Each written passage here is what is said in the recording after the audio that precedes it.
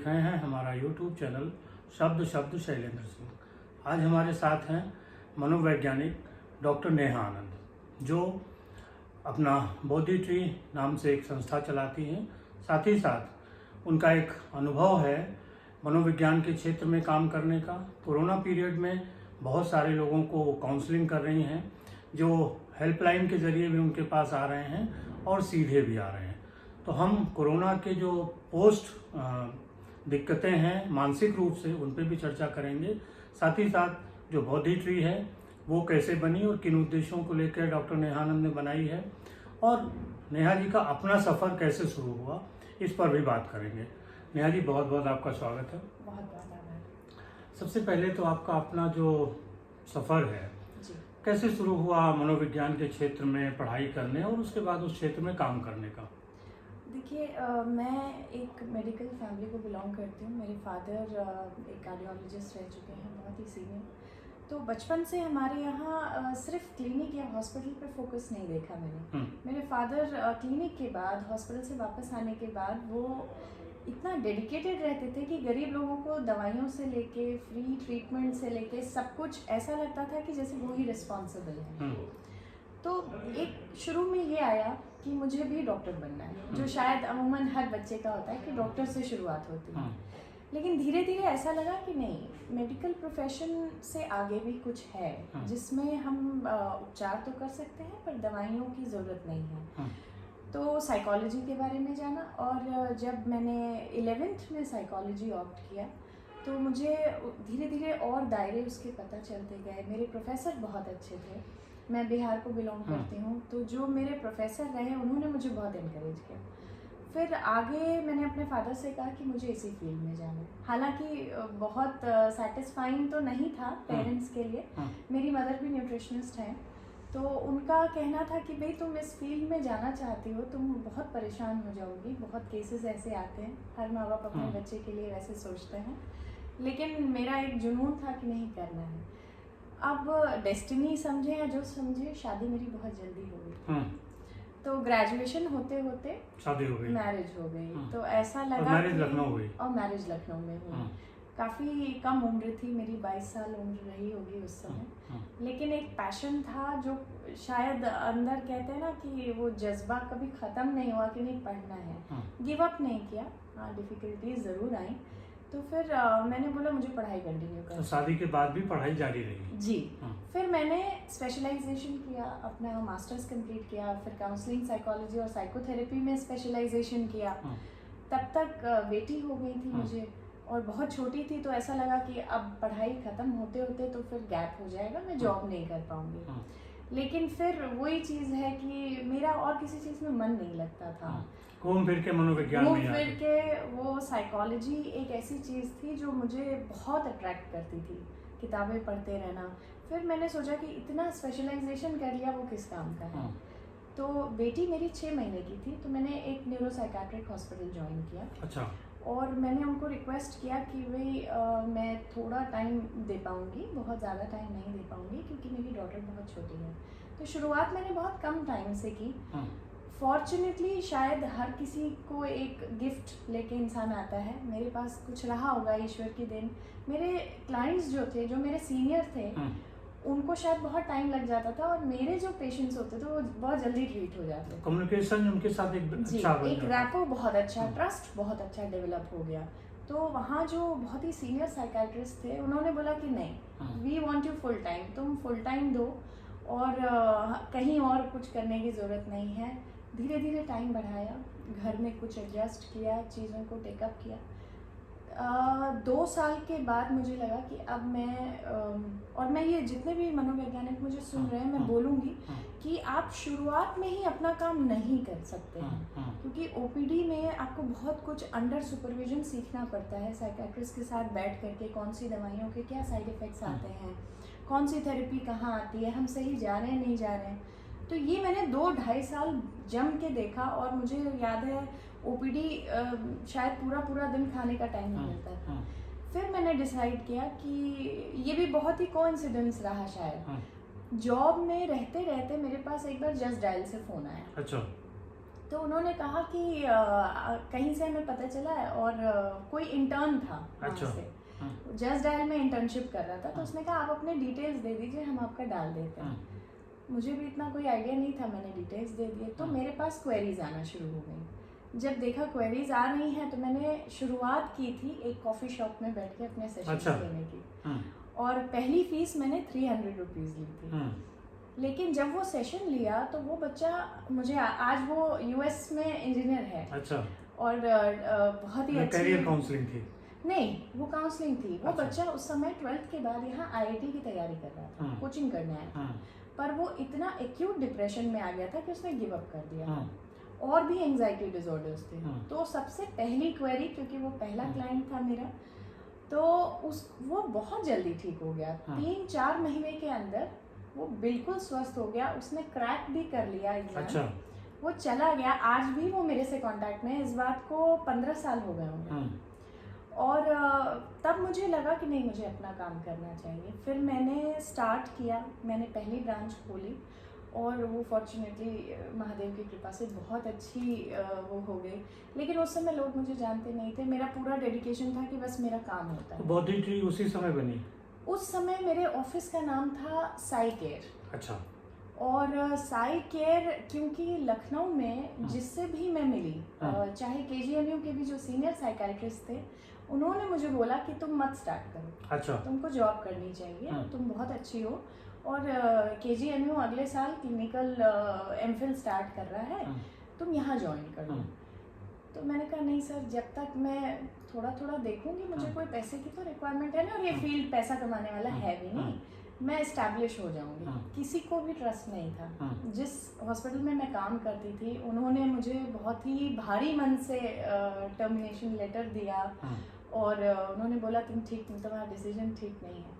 But I knew कि आने वाला टाइम मेंटल हेल्थ का ही है। और बस वहाँ से पीछे मुड़ के नहीं देखा। वहाँ फिर दूसरी ब्रांच मैंने हजरतगंज खोली। अच्छा। हजरतगंज तब मेट्रो का काम चल रहा था। तो जब वहाँ स्टार्ट किया, वहाँ भी रिस्पांस बहुत अच्छा था, लेकिन 2-2 जगह और घर के साथ मैं बैलेंस नहीं कर पा रही थी। मेट्रो की वजह से जाम बहुत ज़्यादा लग जाता था, तो वहाँ वाइंड अप कर दिया।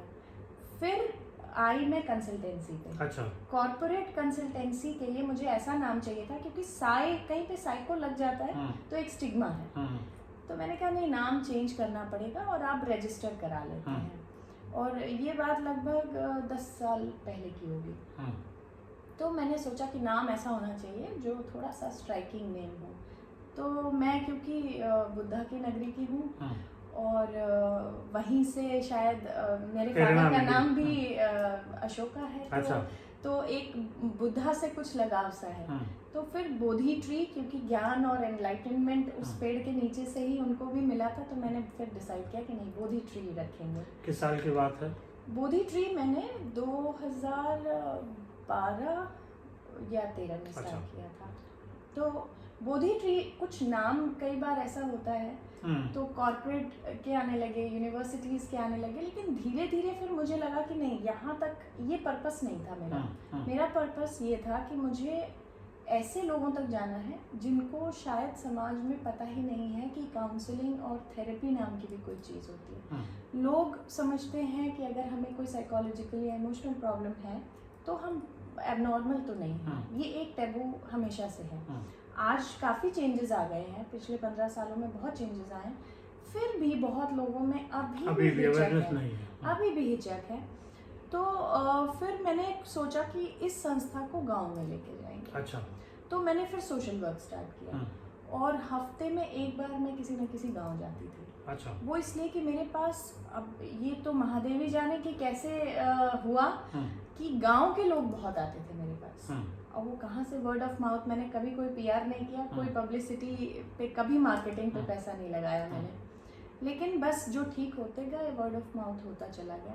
तो जो एपिलेप्सी के पेशेंट्स होते थे, उनको लगता था कि उनके ऊपर भूत आ गया है या कुछ ऐसी लगत हो गई है। तो ऐसे केसेस जिनको एपिलेप्सी के ट्रीटमेंट की जरूरत होती थी, मैंने एपिलेप्सी से स्टार्ट किया। जिनको माना जाता है कि उनके भूत, हाँ, भूत प्रेत आ गया है, या कोई ऊपर की हवा लग गई है, तो जो ऐसे ये मानसिक बीमारियां हैं लेकिन हाँ, इनको माना नहीं जाता। माना नहीं। अब उसमें स्किज़ोफ्रेनिया हो सकता है, मिर्गी के दौरे जिसको हम हाँ। एपिलेप्सी बोलते हैं, हाँ। लेकिन अवेयरनेस नहीं है तो इलाज नहीं है। हाँ। तो मुझे लगा नहीं, गांव में ज़रूरत है अवेयरनेस की, तो मैंने वहाँ से फिर शुरू किया। तो मैंने अपनी फिर मेरी पहचान संस्था मेंटल हेल्थ के लिए ही रजिस्टर कराई साल 2015 में, 14 में। वहाँ से शुरुआत करी मैंने कि नहीं गांव जाएंगे। तो मेरे हस्बैंड भी चलते थे मेरे साथ, हम अच्छा। छुट्टी वाले दिन रखते थे, वो भी चलते थे। धीरे धीरे टीम बनती चली गई। फिर ये हुआ कि 10-90 आया। 10-90 से जब मैं जुड़ी तो मुझे याद है मैं वहाँ खुद ही चली गई थी कि महिलाओं को बहुत ज़रूरत है। आप लोग क्यों नहीं सोचते हैं कि मेंटल हेल्थ भी बहुत इम्पोर्टेंट है। और आई डोंट नो क्या सूझा कि मैं खुद ही जा कर के मैंने ये सुझाव दिया और वो एक्सेप्ट हो गया कि ये डायमेंशन तो एक्चुअली सोचने वाला है। तो आप हमारे जो यहाँ के जो लड़कियां हैं जो कॉल्स लेती हैं, टेलीकॉलर्स, आप उनको ट्रेनिंग दीजिए। अच्छा। तो उनकी ट्रेनिंग से स्टार्ट हुआ। फिर धीरे धीरे जो केसेस आने लगे उसमें काउंसलिंग की ज़रूरत बहुत ज़्यादा पड़ने लगी। तो और वो सर्विसेज मैंने फ्री ऑफ कॉस्ट दी, मैंने कभी एक पाई नहीं ली। अच्छा। और वहाँ की जो ट्रेनिंग स्टार्ट हुई तो मैं वहाँ का हिस्सा बन गई। चाहे उस टाइम अखिलेश यादव जी की सरकार थी, तो बहुत बार डिम्पल मैम से भी बात हुई मेरी, थारू लड़कियों से मिलना जुलना, मतलब लखीमपुर की कुछ लड़कियां आई थी, वहाँ की आई थी। तो फैज़ाबाद जाना, मतलब टीम एक हमारी बहुत ही कोर टीम थी उस समय। बबीता मैडम थी, हम लोग थे, तो हमारी 4 लोगों की टीम बहुत ही स्ट्रांग हो गई थी। तो बहुत काम किया, बहुत ज़्यादा पावर एंजल्स के लिए बहुत काम किया। फिर कोविड आया। तो कोविड के टाइम पे यूनिसेफ वालों ने अप्रोच किया कि आपके सर्विसेज क्या हम चाहते हैं कि आप दीजिए। हालांकि टाइम नहीं था, फिर भी क्योंकि सोशल वर्क का हमेशा से था, तो मैंने कहा ठीक है आप दे दीजिए। तो यूपी में जो जितने काउंसलर्स नियुक्त हुए थे, लखनऊ से शायद सिर्फ 3 हुए थे, जिसमें एक मैं थी और तीनों सीनियर साइकोलॉजिस्ट ही थे। तो हम लोग ने शेल्टर होम्स हम लोग को जिले दे दिए गए थे। तो वाराणसी का पूरा जो एरिया था आपके पास वो मेरे अंडर में था। और मुझे लगता है कि उस वक्त उत्तर प्रदेश सरकार और यूनिसेफ ने बहुत बेहतरीन काम किया, क्योंकि एक शेल्टर होम को पूरे वहाँ पे काउंसलिंग सेशंस अरेंज कराए गए थे ऑनलाइन। काफ़ी बड़ा सा वहाँ पे ऑडियो विजुअल एड लगाया जाता था। शेल्टर होम्स में अवेयरनेस प्रोग्राम्स दिए जाते थे और हम लोग पूरा दिन लैपटॉप पे, मुझे याद है मैंने 18 घंटे काम किया है, क्योंकि क्लिनिक का काम भी था, कोविड का काम था। बहुत केसेस आए। फिर 2021 में डीएम सर ने बोला कि नहीं, मेंटल हेल्थ हेल्पलाइन स्टार्ट करते हैं। तो ये भी बहुत अच्छा आइडिया था। फिर मेंटल हेल्थ हेल्पलाइन स्टार्ट हुई तो केसेस बहुत अच्छे तरीके से, मतलब किसी के भी हाथ में फ़ोन है तो वो तुरंत कॉल कर सकता है। ये भी बहुत अच्छा रहा। और मुझे लगता है यूपी सरकार ने कोविड में बहुत अच्छे तरीके से हेल्प की है मेंटल हेल्थ को लेकर के, तो मैं ज़रूर कहूँगी, क्योंकि हम लोग ने बहुत डेडिकेशन के साथ काम किया है। मेंटल हेल्थ की जो अवेयरनेस थी वो कोविड के दौरान और ज़रूरत भी बढ़ी। ज़रूरत बढ़ी। लोगों ने महसूस किया कि फिजिकल रेजिलियंस के साथ जो है मेंटल रेजिलियंस बहुत ज़रूरी है, क्योंकि अगर हम मेंटली टूट जाएंगे तो हम झेल नहीं पाएंगे। तो कोरोना जो कोविड है उसके जो पोस्ट सिम्टम्स हैं जी, वो उसको मेंटल हेल्थ पे कैसे प्रभावित कर रहे हैं, कुछ वो बताइए। जैसे 2020 में जो हमारे पास केसेस थे, उस समय काफ़ी डिलेमा, बहुत कंफ्यूजन था लोगों में। कोविड है क्या, लोग इतना डर गए थे कि लोगों को लग रहा था हम सांस भी लेंगे तो कोविड हो जाएगा, हवा में भी कोविड है, तो बहुत डर था। तो पहली चीज़ तो जो हमारे पास कॉल्स आना शुरू हुए थे वो अवेयरनेस के लिए आ रहे थे कि हमें बहुत डर लग रहा है, एंजाइटी हो रही है कि हमें भी हो जाएगा। लेकिन 2021 में पैटर्न बदल गया। एक नई कैटेगरी देखने को मिली जिसको हम बोलते हैं आज की डेट में पोस्ट कोविड स्ट्रेस डिसऑर्डर। ये एक तरह का सिंड्रोम ही है।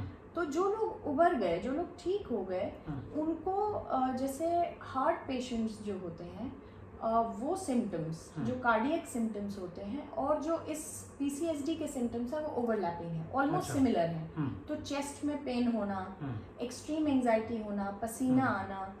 तो कई लोगों को ये भी लगा कि भाई पोस्ट कोविड हार्ट में भी प्रॉब्लम हो रही है 3-3, 4-4 महीने के बाद भी। तो ऐसे केसेस बहुत आने लगे। अच्छा, उसमें एक्सट्रीम एंजाइटी में वॉमिटिंग्स होना, इंडाइजेशन होना, पेट में एक्यूट पेन होना, बहुत ज़्यादा क्रॉनिक पेन होना, या एकदम से पैनिक अटैक आ जाना, ये केसेस बहुत ज़्यादा बढ़ गए। अच्छा। जो ऑलरेडी दवाइयों पे थे, जैसे किसी को डिप्रेशन है या एंजाइटी है, काफ़ी सालों से दवा पे हैं, उनका और ज़्यादा प्रेसिपिटेट कर गया। तो ये अनगिनत केसेस हमारे पास आए। तो ये तो एक फिजिकल की बात है। जी। जब हम मेंटल की बात करते हैं तो कोरोना का क्या प्रभाव पड़ा महिलाओं पे, लड़कियों पे? घर पे मेरे ख्याल से फैमिली डायनामिक्स बहुत चेंज हुए कोविड में। जब लॉकडाउन हुआ तो उस वक्त ऑल ऑफ अ सडन समझ ही नहीं आया कि हुआ क्या। बच्चे बंद हो गए, महिलाओं के ऊपर एकदम से बर्डन आ गया, घर का काम बहुत ज़्यादा हो गया, और उस घर के काम में या बैलेंस बिठाने के चक्कर में महिलाओं की मेंटल हेल्थ बहुत ख़राब हो गई। और जहाँ जिन फैमिलीज़ में कोऑपरेशन था वहाँ पे ये प्रॉब्लम्स नहीं देखी गई। लेकिन जो वर्किंग विमेन थी, जो कामकाजी महिलाएं हैं, वर्क फ्रॉम होम भी कर रही हैं और घर के काम भी देख रहे हैं, हस्बैंड भी घर से ही काम कर रहे हैं, तो हस्बैंड्स जो कोऑपरेटिव नहीं थे तो डोमेस्टिक वायलेंस के केसेस बढ़ गए। अब डोमेस्टिक वायलेंस बढ़ा तो नेचुरली एंजाइटी के केसेस बहुत ज़्यादा बढ़ गए, मैरिटल इश्यूज बहुत बढ़ गए, बच्चों के अब्यूज़ के केसेस बहुत बढ़ गए, बच्चों की एंजाइटी केसेस बहुत ज़्यादा बढ़ गए। और बच्चों की एंजाइटी क्या होती है, बहुत वास्ट होती है। बच्चों में जैसे अगर फैमिली में किसी की डेथ हो गई तो वो ट्रॉमा बहुत ही अलग तरीके से मैनिफेस्ट होता है। बेड वेटिंग की प्रॉब्लम्स बढ़ गई बच्चों में, जिनको एक्चुअली ये ट्रॉमा, जिनके मदर फादर में से कोई चला गया, तो बच्चों का नहीं बोला जा सकता है कि किस हद तक हम उसको कन्फाइन कर सकते हैं। बहुत वास्ट एरिया है वो। टीनेजर्स में बहुत ज़्यादा प्रॉब्लम्स हुई। अच्छा। जो कॉलेजेस से जो मेडिकल कर रहे हैं या बीटेक कर रहे थे या कोटा में तैयारी कर रहे थे, उनमें अचानक से एक अग्रेशन देखा गया जो बहुत ही एबनॉर्मल था, नॉर्मल नहीं था वो। उनको कैरियर प्रभावित होता दिख बहुत रहा था। ज़्यादा कैरियर प्रभावित होता दिखा। अच्छा, जो बच्चे बाहर रहते हैं वो फ्री होके रहते हैं, घर आने के साथ एक डिसिप्लिन, हॉस्टल लाइफ के बाद सीधे घर शिफ्ट हो सीधे गए। घर पे आना, तो एडजस्टमेंट इश्यूज होना, पेरेंट्स के साथ रोज लड़ाइयाँ होना, और वायलेंट तक हो जा रहे थे बच्चे। तो ये अग्रेशन वाले इश्यूज बहुत बढ़ गए। इस दौरान ड्रग अब्यूज के केसेस बहुत बढ़े। अच्छा। ड्रग अब्यूज़ के मेरे पास वीड के केसेस बहुत ज़्यादा आए। जो यंग लॉट, मतलब जो यूथ है, जो मेडिकल इंजीनियरिंग कर रहा है, वीड बहुत आसानी से मिल जाता है कॉलेज स्टूडेंट्स को। तो वीड है या कफ सिरप है या जो छोटी छोटी चीज़ें, या एक दो मेडिसिन भी ऐसी हैं, वो मैं नाम नहीं ले सकती, वो एक्सेसिव इनटेक करना उसका।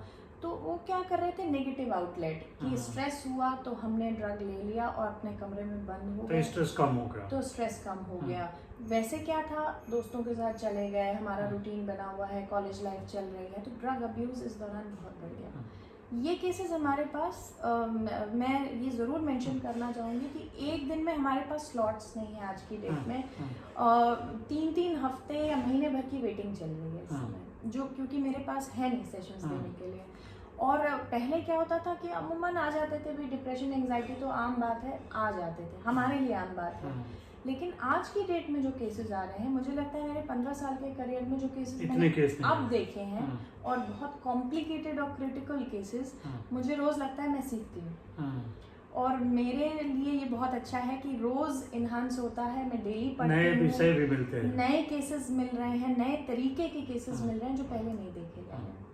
तो थेरेपीज़, अलग अलग थेरेपीज़ देने के लिए शायद हमारे लिए भी ये मौका है, हम भी आगे पढ़ रहे हैं इस आप खुद ही काउंसलिंग करती हैं, आपने कोई जूनियर या असिस्टेंट रखे हुए? नहीं, हमारी टीम है। मैं काउंसलिंग और थेरेपी तो मैं ही देती हूँ, क्योंकि जो भी बोधी ट्री का नाम देख के आता है वो मुझे देख के आता है, तो वो पहले ही पूछ लेते हैं कि आप ही देखेंगी।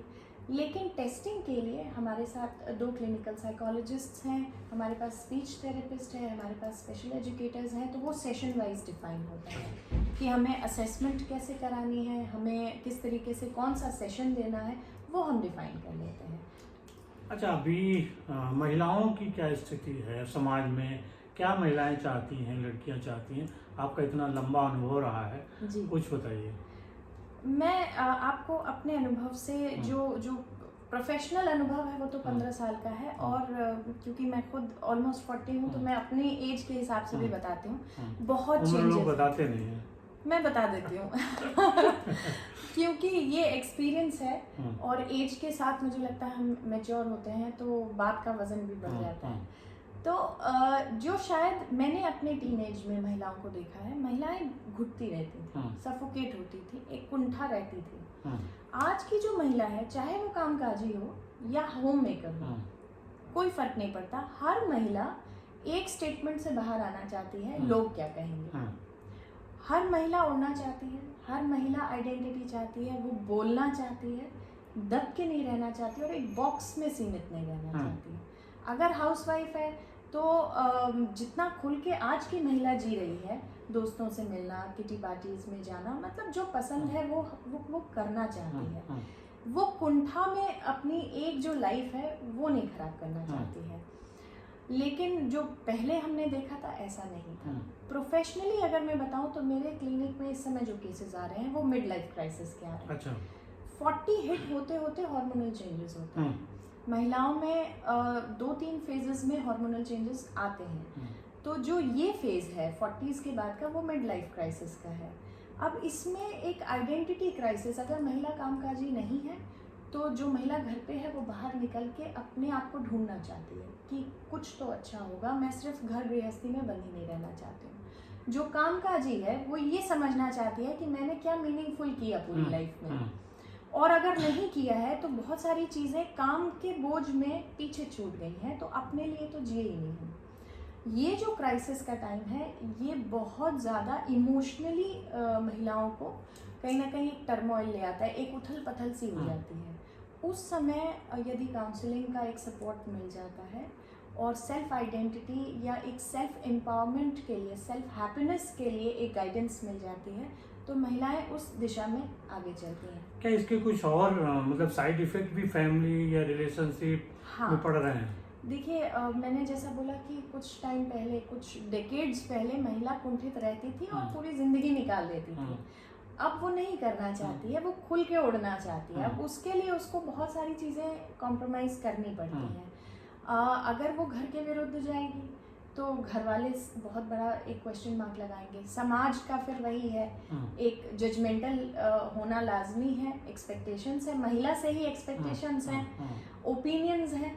ये कहीं गड़बड़ है कि जो हमारी सारी उम्मीदें हैं वो महिलाओं से है कि वो सब कुछ संभाल के रखें। देखिए, एक बहुत बड़ी चीज़ है महिलाओं के साथ, जो चीज़ें बहुत नॉर्मल हैं वो महिलाओं के लिए एबनॉर्मल बनाई गई हैं। जैसे रात के 8 बजे अगर किसी महिला को अपने लिए कुछ रेस्टोरेंट में अकेले भी जाके वो बैठ सकती है, वो कुछ ड्रिंक ले सकती है, खा पी सकती है। लेकिन अगर वो अकेले बैठी है, बहुत ही नॉर्मल सी चीज़ है, पर वो सोशल नॉर्म्स के हिसाब से एबनॉर्मल चीज़ है। तो ये छोटी छोटी चीज़ें, अगर सिंगल पेरेंट है तो बहुत बड़ा सवाल उठता है, अच्छा ये तो सिंगल पेरेंट है। अगर डिवोर्सी है तो बहुत बड़ा सवाल उठता है, अच्छा ये डिवोर्सी है। तो ले दे करके बहुत नॉर्मल चीज़ों को भी एबनॉर्मल बनाने की जो एक्सपेक्टेशंस महिलाओं से है वो बहुत ज़्यादा है। महिला और पुरुष को मुझे लगता है हम कॉम्प्लीमेंट्री हैं, हम एक दूसरे के पूरक हैं। हमको एक दूसरे से कोई कंपैरिजन नहीं करनी है। जहाँ पे इक्वलिटी की बात आती है वहाँ पे शारीरिक समानता नहीं हो सकती है। भाई हम 200 पाउंड के नहीं हो सकते हैं, वो संरचना ईश्वर ने बनाई है। लेकिन जहाँ तक हमारे सेरेब्रल कॉर्टेक्स की बात है, जो मेंटल स्ट्रेंथ की बात है, वो मुझे लगता है वहाँ पे समानता की ज़रूरत है। अगर एक महिला इंटेलिजेंट है तो उसको भी उतना ही एक्नॉलेजमेंट मिलना चाहिए। अगर एक पुरुष जा रहा है किसी मीटिंग में, बाहर जा रहा है, तो महिला के लिए 1-2 स्टेटमेंट आगे लग जाते हैं कि बच्चे कौन देखेगा, घर कौन देखेगा, खाना कौन बनाएगा। तो ये छोटी छोटी चीज़ों के लिए फिर महिला क्या करती है, ओवर कॉम्पनसेट करती है। वो सॉरी फील करती है नॉर्मल चीज़ों के लिए भी, कि सो सॉरी लेट हो गया, सो सॉरी आज खाना नहीं बना पाए, विच इज़ वेरी नॉर्मल। आप नहीं बना पाए, आपके हस्बैंड बना लेंगे आज। लेकिन ये चीज़ें अभी टाइम लगेगा। आपने भी कहा कि जो मिडिल एज है 40 के आसपास कि उस पर क्राइसिस ज़्यादा आ रहे हैं, सवाल आपके पास बहुत सारे आ रहे हैं। ये एक तरीके से मैच्योर एज भी कही जाती है जी। फिर ये कहाँ गड़बड़ हो रहा है कि इसी में समस्याएं ज़्यादा आ रही हैं? देखिए, इसमें जैसा मैंने कहा कि हार्मोनल चेंजेस होते हैं और एक हम लोग पर्सनालिटी, हमारे साइकोलॉजी में पर्सनालिटी थियरीज होती हैं। तो ये जो स्टेज है, स्टेजेस ऑफ लाइफ में, इसमें भी पर्सनालिटी टू पर्सनालिटी वेरी करती है ये चीज़। अगर महिला बहुत वोकल है या एक्सप्रेसिव है तो वो रास्ते अपने निकाल लेती है, लेकिन अगर इंट्रोवर्ट है, वो बोल नहीं पाती है, अपने भावों को एक्सप्रेस नहीं कर पाती है, तो वो फिर सफोकेट होने लगती है। वो फिर मेंटल हेल्थ में कन्वर्ट होते होते हो सकता है डिप्रेशन हो जाए, हो सकता है ओसीडी में कन्वर्ट हो जाए या किसी और पर्सनालिटी डिसऑर्डर में तब्दील हो जाए। यहाँ पे फैमिली का बहुत बड़ा रोल होता है। महिला सिर्फ ये चाहती है कि मुझे एक्सेप्टेंस मिले। महिला बहुत ज़्यादा अगर समझा जाए तो बहुत कॉम्प्लिकेटेड ऐसा कुछ है नहीं। महिलाएं चाहती हैं कि हमें एक्सेप्टेंस मिले, हम जैसे हैं, हमारे अंदर आप देवी मत देखिए, हम भी एक नॉर्मल इंसान हैं, और नॉर्मल इंसान में कुछ अच्छा है तो कुछ फ्लॉज भी हैं, इम्परफेक्शंस भी हैं, उनको भी आप स्वीकारिए और सपोर्ट करिए। जो चीज़ सपोर्ट से आराम से की जा सकती है वो रिबेलियन होकर नहीं की जा सकती है। रिबेलियन होने से महिला खुद को भी परेशान करती है, खुद भी परेशान होती है और घर वाले भी परेशान होते हैं। तो ये मुझे लगता है वाइस वर्सा है। अगर हस्बैंड और घर वाले सपोर्ट करेंगे तो महिलाएं बहुत आराम से इस फेज़ को भी पार कर लेंगी, क्योंकि मेनोपॉज आते आते इमोशनल चेंजेस होते ही होते हैं। और बायोलॉजिकल, मेरे पास गायनीज बहुत गायनोकोलॉजिस्ट से रेफर होके आते हैं केसेस जो दिखते बायोलॉजिकल हैं और होते साइकोलॉजिकल हैं। तो वो अब मैं बहुत इस बात से खुश होती हूँ, आई अप्रिशिएट कि फिजिशियंस को ये चीज़ समझ आने लगी है कि वो आपके पास रेफर कर देते हैं। पहले ऐसा नहीं होता था।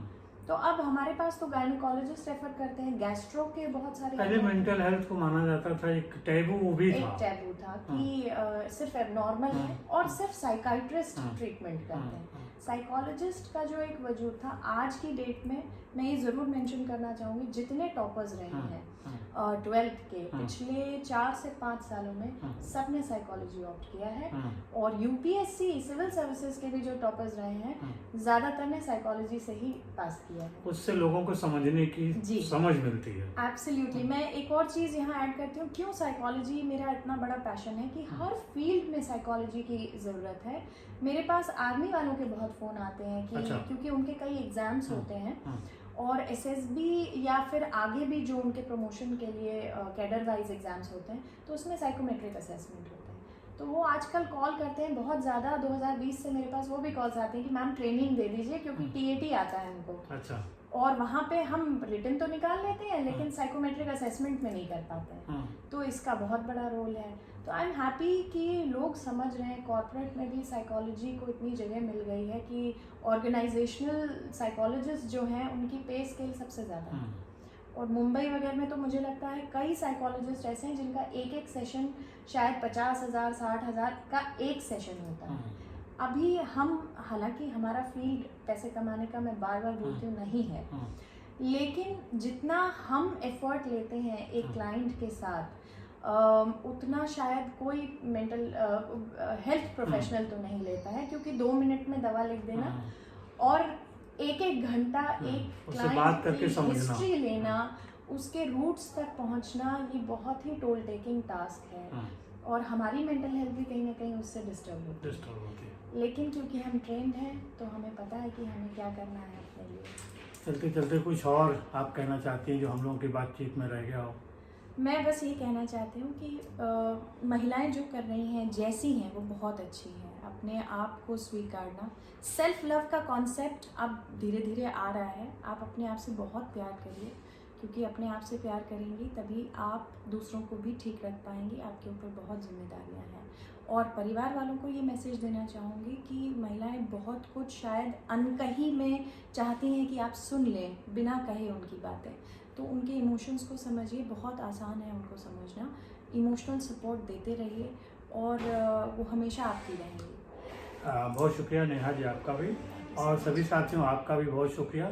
आप देखते रहिए और बताते रहिए कि हमारी बातचीत कैसी लगी, और हम लोग फिर आपको किसी और टॉपिक पे डॉक्टर साहब के साथ मिलवाएंगे और फिर विस्तार से चर्चा करेंगे। एक बार फिर से बहुत शुक्रिया।